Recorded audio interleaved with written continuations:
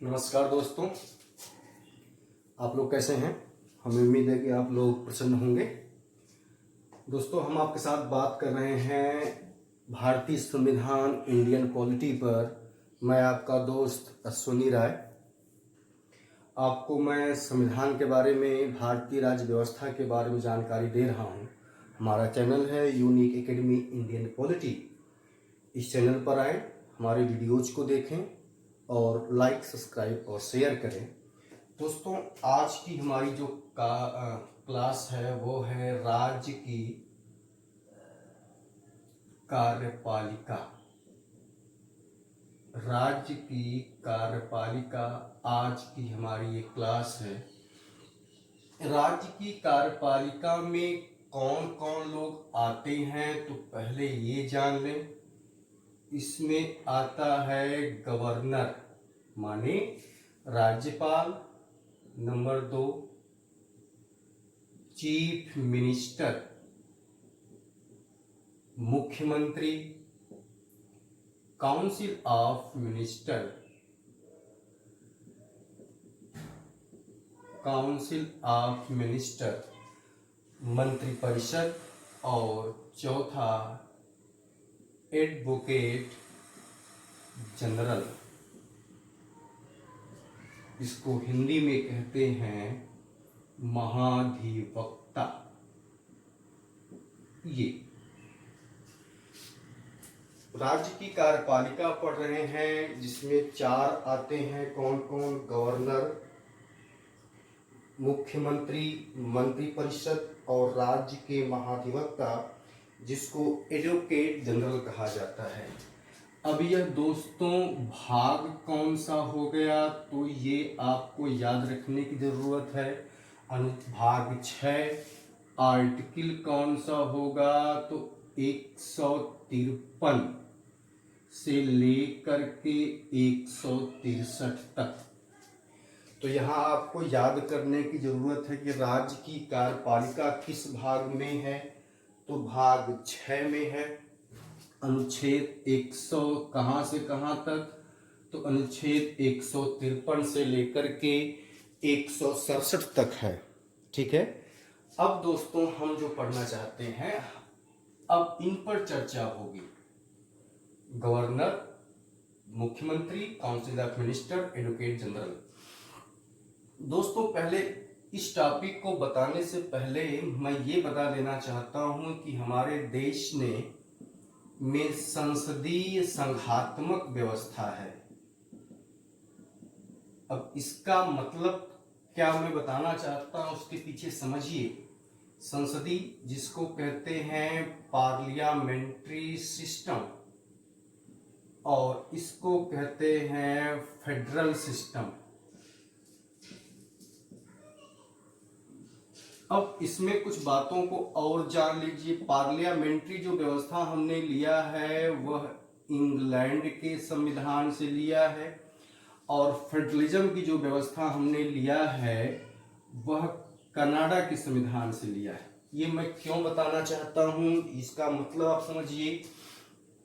Parliamentary व्यवस्था में जो कार्यपालिका होती है, पार्लियामेंट्री व्यवस्था में जो दोस्तों कार्यपालिका होती है वो 2 होती है।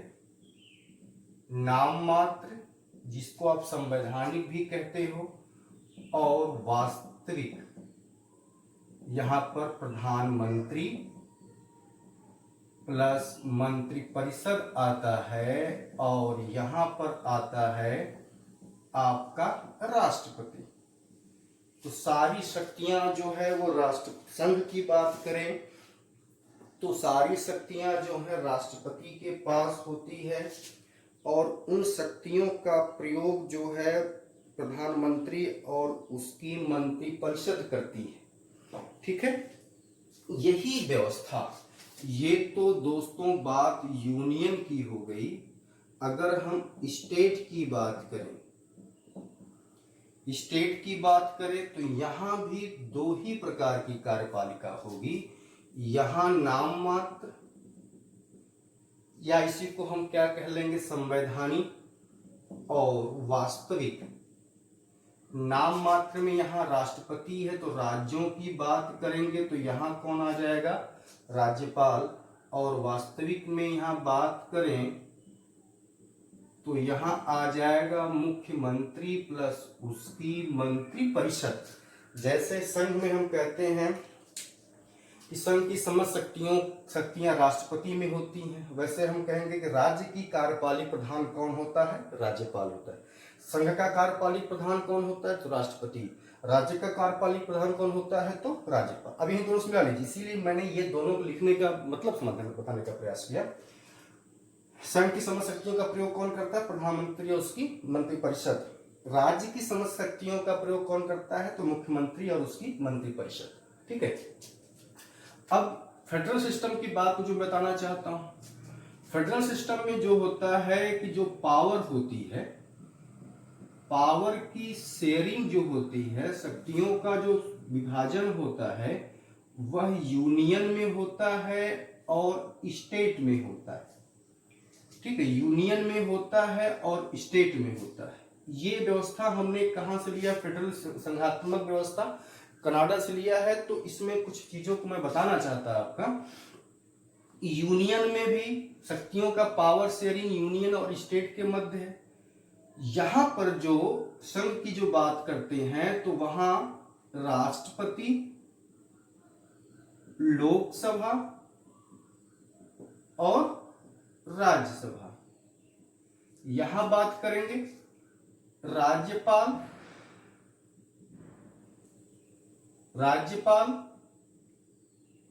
विधानसभा, विधान परिषद। यहां ध्यान देने की जरूरत है कि हर राज्यों में विधान परिषद नहीं है, हर राज्यों में विधान परिषद नहीं है। यहां पर राष्ट्रपति, लोकसभा और राज्यसभा, यहां पर राज्यपाल, विधानसभा और विधान परिषद। अब मैं जो बताना चाहता है, राष्ट्रपति, इसका निर्वाचन होता है, जबकि राज्यपाल ये नियुक्त होता है। यहीं पर हम अमेरिका से अलग हो जाते हैं, यहीं पर हम अमेरिका से अलग हो जाते हैं। अमेरिका में जो व्यवस्था है, अमेरिका में जो गवर्नर होता है वह निर्वाचित होता है। ठीक, जबकि कनाडा में जो गवर्नर होता है वह क्या होता है, नियुक्त होता है। तो यहीं पर हम अमेरिका से अलग हो जाते हैं और कनाडा को अडॉप्ट कर लेते हैं, क्योंकि यहां पर राज्यपाल जो नियुक्त होता है और वो राष्ट्रपति के द्वारा नियुक्त होता है। एक तरह से कहें कि राष्ट्रपति जो है, सॉरी, राज्यपाल जो है राष्ट्रपति के एजेंट के रूप में कार्य करता है। और एजेंट का मतलब वही है 356 और 365। जब राज्यों में संवैधानिक तंत्र का विफल हो गया तो राज्यपाल राष्ट्रपति से राष्ट्रपति शासन लागू करने को कह सकता है। यह मतलब केंद्र को राज्यों की अपेक्षा ज्यादा शक्तियां दी गई हैं, संघ को राज्य की अपेक्षा ज्यादा शक्तियां दी गई हैं। और जो इसीलिए हमारी जो संघात्मक व्यवस्था है वह हमने कहां से लिया है दोस्तों, तो कनाडा के संविधान से लिया है। ठीक है, तो ये संसदीय संघात्मक द्वारा लिखने का मतलब क्या था, ये आप बात समझ में आ गई होगी। राज्य की कार्यपालिका में कौन कौन आता है, तो राज्यपाल, मुख्यमंत्री, उसकी मंत्रिपरिषद और महाधिवक्ता, एडवोकेट जनरल।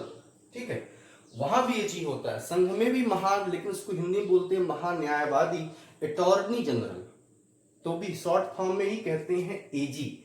वहां भी इसको एजी कहते हैं और यहां भी इसको एजी ही कहते हैं, लेकिन अंतर यह है कि ये महाधिवक्ता यहां पर होता है और वहां पर अटॉर्नी जनरल होता है। ठीक, तो आज हम चर्चा हमारी गवर्नर पर होगी। मैं आपको राज्यपाल में अनुच्छेद के साथ बताते चलूंगा और उसके कॉन्सेप्ट। तो लोक सेवा आयोग की परीक्षाओं में अनुच्छेद भी पूछता है और उसका कॉन्सेप्ट भी पूछता है। ठीक है, तो हमको क्या करना है कि अनुच्छेद भी पढ़ते चलना है और उसके साथ साथ उसका कॉन्सेप्ट भी पढ़ते चलना है, जो आपके लिए काफी इंपॉर्टेंट बात है। ठीक है, यहां चलते हैं। अब देखिए, यहां देखते हैं आर्टिकल, मैं यहां राज्यपाल, गवर्नर, राज्यपाल, गवर्नर, यह पद कहां से लिया गया है? तो आपकी जानकारी के लिए जानते रहिए कि राज्यपाल का जो पद लिया गया है वो कनाडा के संविधान से लिया गया है। यहां आपको बात ध्यान देने की जरूरत है कि जो राज्यपाल का पद वो कहां से लिया गया है दोस्तों, तो कनाडा के संविधान से लिया गया है। ठीक है, अब हम आर्टिकल बात करते हैं। आर्टिकल 153, आर्टिकल 153, आर्टिकल 153 में यह कहता है कि राज्यों के लिए एक राज्यपाल होगा, लेकिन उसके पहले मैं एक आर्टिकल और बताना चाहता। 152 में दोस्तों क्या है? राज्य की परिभाषा है, डिफिनीशन ऑफ स्टेट। राज्य की परिभाषा है, डिफिनीशन ऑफ स्टेट। 152 में आर्टिकल 152 में राज्य की परिभाषा है, और राज्य की परिभाषा इसकी क्लास मैंने डिफिनीशन ऑफ स्टेट को मैंने एक जगह और बता रखा है, और वो है अनुच्छेद मूल अधिकार वाला भाग है, आर्टिकल 12 से लेकर के 35 है। अनुच्छेद 12 से लेकर के 35 तक के मूल अधिकार के वाले भाग में मैंने डिफिनीशन ऑफ स्टेट माने आर्टिकल 12 जो है वहां भी राज्य की परिभाषा है, और आर्टिकल 152 में भी राज्य की परिभाषा है। तो जो लोग आज देख रहे हैं उनको तो मैं बताऊंगा, उनसे निवेदन करूंगा कि वो हमारी मौलिक अधिकार वाला पार्ट जो आर्टिकल 12 से लेकर के 35 तक है उसको जरूर पढ़ेंगे।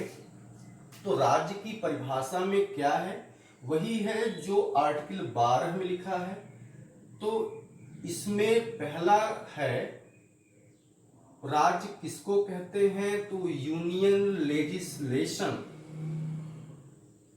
Union legislation and union government. ठीक। Number 2, state legislation and state government. Number 3, local officer, और नंबर 4, अदर ऑफिसर। ये है डिफिनीशन ऑफ स्टेट, और यही वर्णन आर्टिकल 12 में भी है। डिफिनीशन ऑफ स्टेट वहां भी है। ठीक है, तो हिंदी में बता देता हूं। संघ की संसद और संघ की सरकार। यूनियन लेजिस्लेशन मतलब संघ और संघ की सरकार। राज्य विधानमंडल और राज्य की सरकार, स्थानीय अधिकारी और अन्य अधिकारी। ये है आपका अनुच्छेद 152 डिफिनीशन ऑफ स्टेट। इसलिए आर्टिकल 12 को जरूर पढ़िए। और 12 आपको कहाँ मिलेगा? तो हमारे चैनल पर आपको मौलिक अधिकार वाले भाग में 12 से लेकर के 35 वाले भाग में आपको आर्टिकल मिलेगा। अब हम 153 बात करते हैं। आर्टिकल 153 ये कहता है राज्यों के लिए एक, लिखते चलेंगे दोस्तों, राज्यों के लिए एक राज्यपाल होगा। बहुत इंपॉर्टेंट बात है, राज्यों के लिए एक राज्यपाल होगा। यह आपके लिए बहुत इंपॉर्टेंट है। ठीक है, इसका मतलब क्या है कि हर राज्य में एक राज्यपाल का होना अनिवार्य है। हर राज्य में एक राज्यपाल का होना अनिवार्य है। लेकिन यहां पर एक बात और जान लें कि एक व्यक्ति, मोस्ट इंपॉर्टेंट, एक व्यक्ति दो या दो से अधिक, एक व्यक्ति दो या दो से अधिक राज्यों का राज्यपाल हो सकता है। ये यह चीज कब जोड़ी गई, तो आप जानते रहिए 7वां संविधान संशोधन 1956। एक तो यह बात लिखी गई है कि हर राज्य के लिए एक राज्यपाल होगा, लेकिन अगर उस राज्यपाल हर जगह नहीं है तो जो बगल वाला राज्य है उस राज्य का भी कार्यभार वो पड़ोसी वाला राज्यपाल देखेगा। और यह बनाया गया 7वां संविधान संशोधन 1956 के द्वारा यह जोड़ा गया कि एक व्यक्ति 2 या 2 से अधिक राज्यों का राज्यपाल होगा। ठीक है। आर्टिकल 154, और जैसे आपने वहां पढ़ा था कि संघ की कार्यपालिक शक्तियां कहाँ निहित होंगी, राष्ट्रपति में निहित होंगी, तो वैसे यहां है कि राज्य की कार्यपालिक शक्तियां यहां वैसे ही होगा कि राज्य की कार्यपालिक शक्तियां राज्यपाल में निहित होंगी। राज्य की कार्यपालिक शक्तियां राज्यपाल में निहित होंगी। ठीक है। वहां आपने पढ़ा था कि संघ की समस्त कार्यपालिक शक्तियां राष्ट्रपति में निहित होंगी, और यहां आपने पढ़ा कि राज्य की कार्यपालिक शक्तियां राज्यपाल में निहित होंगी। ठीक है। अब हम आगे चलते हैं। राज्यपाल की नियुक्ति, आर्टिकल 155, यहां बहुत इंपॉर्टेंट बात है। राज्यपाल की नियुक्ति, तो राज्यपाल की नियुक्ति कौन करता है, ये आपके लिए इंपॉर्टेंट हो जाएगा। राष्ट्रपति करता है। यो राज्यपाल की जो नियुक्ति होगी वह राष्ट्रपति करता है। और ये जो नियुक्ति का जो प्रावधान भारत में राज्यपाल का किया गया है वह कनाडा के संविधान से लिया गया है। अब यहां पर कुछ और बातों को हमको जानना है कि जैसे राष्ट्रपति का संघ में जैसे राष्ट्रपति का निर्वाचन होता है वैसे राज्यपाल का निर्वाचन क्यों नहीं होता। मेरी बात ध्यान समझें। जैसे संघ में राष्ट्रपति का निर्वाचन होता है वैसे राज्यपाल का निर्वाचन क्यों नहीं होता है, तो इसके पक्ष में कुछ तर्क दिए गए हैं। वो तर्क आपको नोट कर लेने हैं क्यों इसका निर्वाचन नहीं होता। तो पहला तर्क ये दिया जाता है कि यह दोस्तों संसदीय व्यवस्था के प्रतिकूल है, क्योंकि संसदीय व्यवस्था में जो कार्यपालिक की शक्तियों का प्रयोग कौन करता है वो राष्ट्रपति की शक्तियों का प्रयोग कौन करता है, प्रधानमंत्री करता है। अगर यहाँ राज्य में भी राज्यपाल निर्वाचन होगा और मुख्यमंत्री भी विधानसभा के द्वारा निर्वाचित होकर के मुख्यमंत्री बनेगा, तो कार्यपालिका के दो आयाम हो जाएंगे और राज्यपाल भी शक्तियों का वास्तविक रूप से प्रयोग करेगा तो मुख्यमंत्री भी करेगा, तो दोनों में टकराव हो सकता है। इसलिए यह बनाया गया है कि राज्यपाल की जो नियुक्ति होगी वह निर्वाचित नहीं होगा। नंबर 2, मेरा प्रश्न ये था कि राज्यपाल की नियुक्ति होती है निर्वाचन क्यों नहीं होता है, तो इसमें तर्क मैंने बताया ये प्रतिकूल हो गया। जब अगर ऐसा हो जाए तो मुख्यमंत्री और राज्यपाल में तनाव हमेशा बना रहेगा। तीसरी बात मुख्यमंत्री और राज्यपाल में तनाव हो जाएगा। नंबर 3 बात दोस्तों संवैधानिक प्रधान, क्योंकि राज्यपाल क्या होता है, यह एक संवैधानिक प्रधान होता है, राज्य का संवैधानिक प्रधान होता है और इस पर चुनाव के लिए धन खर्च करना ये संवैधानिक नहीं। तो इन विभिन्न कारणों से राज्यपाल की जो नियुक्ति होती है वो निर्वाचित नहीं होता है। तर्क दोस्तों ये है कि राज्यपाल की इसीलिए नियुक्ति होती है, वह निर्वाचित नहीं होता है। अब यहां पर दो तीन बातों को और बताना है आपको कि राज्यपाल की नियुक्ति में दो बातों पर विशेष ध्यान देना चाहिए, लेकिन सामान्यतया उस पर कभी भी विचार नहीं किया जाता, या जो व्यवहार रूप में प्रयोग होना चाहिए उसका दुरुपयोग हुआ है। पहला कि जिस व्यक्ति की राज्यपाल के रूप में नियुक्ति होनी है वह उस राज्य के बाहर का हो, मतलब जैसे यूपी में किसी राज्यपाल की नियुक्ति होनी है तो वो उत्तर प्रदेश का निवासी न हो। ऐसा इसलिए किया गया है कि वो राजनीतिक गुटबाजी से दूर रहे। नंबर एक मैंने क्या कहा कि राज्यपाल की जो नियुक्ति हो वह राज्य के बाहर का हो। नंबर दो, राज्यपाल की नियुक्ति के समय संबंधित राज्य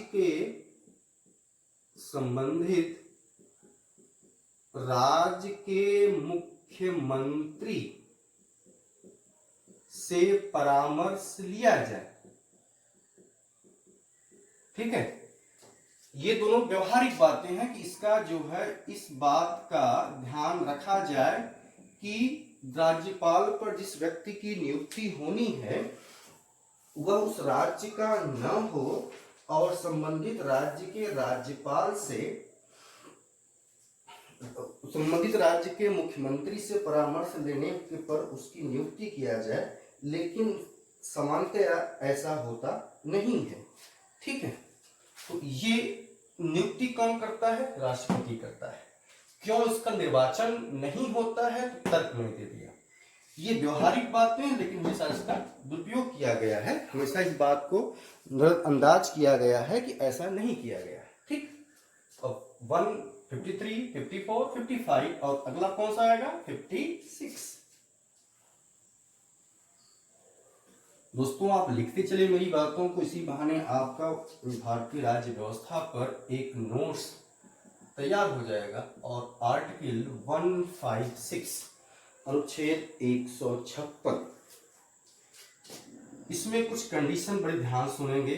ये है राज्यपाल की पदावधि, मतलब कार्यकाल। राज्यपाल की पदावधि तो क्या है दोस्तों? राज्यपाल का कार्यकाल जो होता है वह सामान्यतया 5 वर्ष होता है। एक कंडीशन, राज्यपाल जो है का कार्यकाल जो होता है 5 वर्ष होता है। नंबर 2, राज्यपाल स्वेच्छा से राष्ट्रपति को त्याग पत्र दे सकता है। ठीक। नंबर 3, राज्यपाल राष्ट्रपति के प्रसाद पर्यंत पद धारण करता है। संविधान में यही वर्ड लिखा है, लेकिन सामान्यतः कार्यकाल कितना होता है? 5 वर्ष होता है। नंबर 4, राज्य में राज्यपाल की अवधि समाप्त होने पर राज्यपाल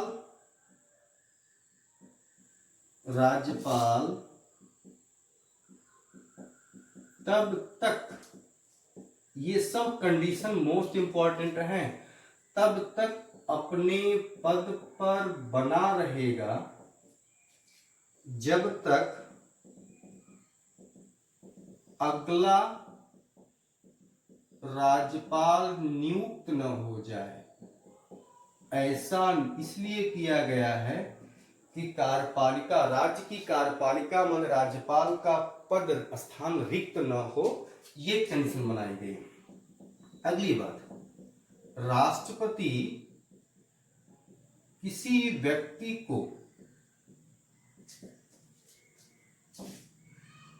5 वर्ष से अधिक समय तक जब तक चाहे उस राज्य का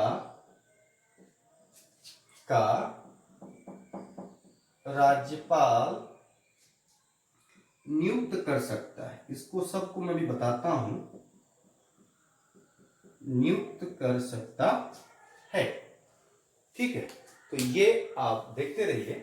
राज्यपाल की अवधि में मैंने आपको बता दिया कि राज्यपाल जो है पदरिक्त है, उसके क्या बोलते हैं, दोबारा उसको नियुक्त किया जा सकता है। ठीक है। नंबर 6, अगर राज्यपाल का स्थानांतरण होता है, अगर राज्यपाल का स्थानांतरण होता है तो उसे शेष बचे कार्यकाल के लिए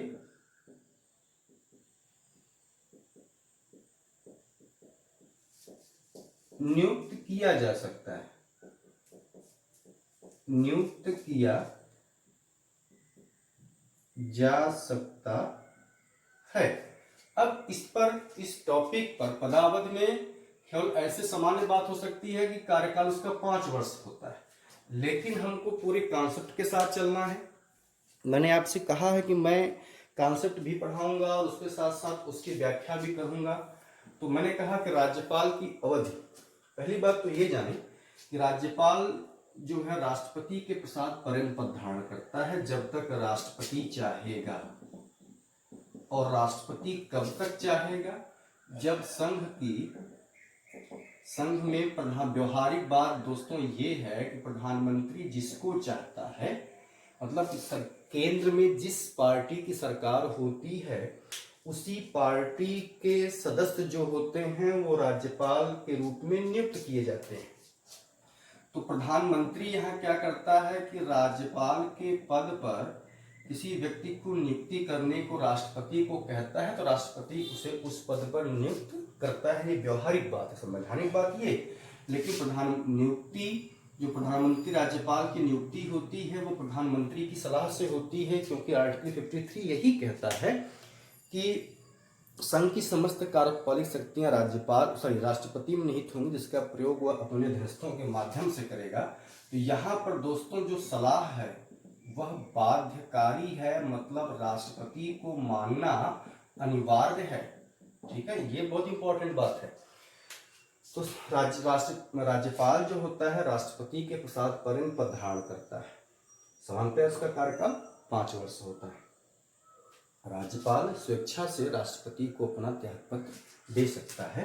तो अब यहाँ प्रश्न हो जाए कि राज्यपाल अपना त्यागपत्र किसको देता है, तो आप बता दोगे राष्ट्रपति को देता है। अगली बात जो है कि राज्यपाल की अवधि, जैसे किसी राज्य में राज्यपाल है, उसका वहाँ कार्यकाल समाप्त हो रहा है, तो अगर नए राज्यपाल के रूप में किसी अन्य व्यक्ति की नियुक्ति होती है तो ये पुराना राज्यपाल तब तक पद पर बना रहेगा जब तक अगला राज्यपाल नियुक्त नहीं हो जाता। ऐसा इसलिए किया गया है कि पद जो है वो खाली न हो। ठीक है, अब अगली बात इस पर इंपॉर्टेंट है, ये है कि राष्ट्रपति किसी व्यक्ति को 5 वर्ष से अधिक समय तक जब तक चाहे उसको राज्यपाल नियुक्त कर सकता है। तो जब तक चाहे का मतलब दोस्तों यही है, यहाँ पर जब प्रधानमंत्री चाहेगा। जब तक चाहे का मतलब क्या है? जब तक प्रधानमंत्री चाहेगा, क्योंकि जब भी संघ में जिस पार्टी की सरकार आती है, केंद्र में जिस पार्टी की सरकार आती है, तो वो विभिन्न राज्यों में जो भी राज्यपाल होते हैं उनको हटाकर अपनी पार्टी के सदस्यों को नियुक्त करती। जैसे इसका उदाहरण मैं देता हूँ,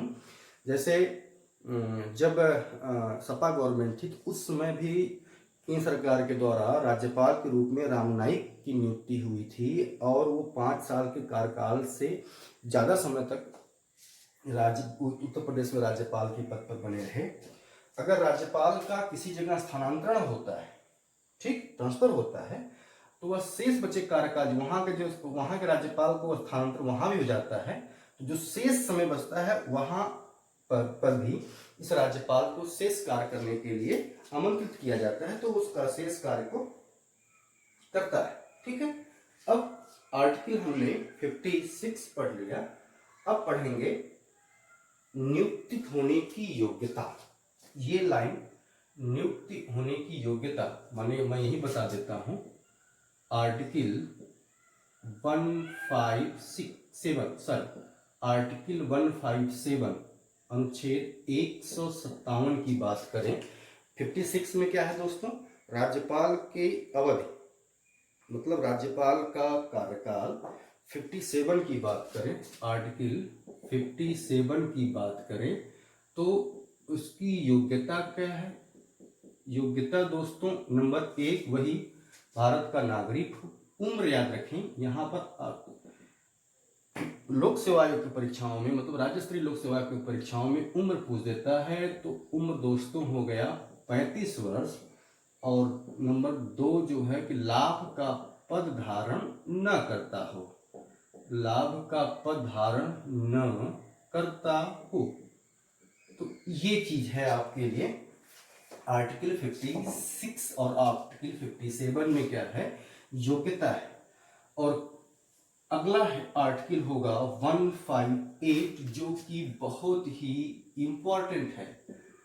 आर्टिकल 158 अनुच्छेद 158 दोस्तों है राज्यपाल के पद की शर्तें। अब ये राज्यपाल के लिए पद की शर्तें, ये टॉपिक दोस्तों अब हम कल पढ़ेंगे, अगले वीडियो में पढ़ेंगे। और ये बहुत इंपॉर्टेंट होगा क्योंकि इसमें कुछ उसको पद पर छूट दी गई है, उसका वेतन कितना हो गया है, और वो जैसे दीवानी मामलों में उस सिविल फौजदारी मामलों में उस पे ऊपर आरोप नहीं तय किए जा सकते कार्यकाल के समय, लेकिन दीवानी मामलों में किए जा सकते हैं। ये राज्यपाल का विशेषाधिकार है जो आपको जानना आवश्यक है।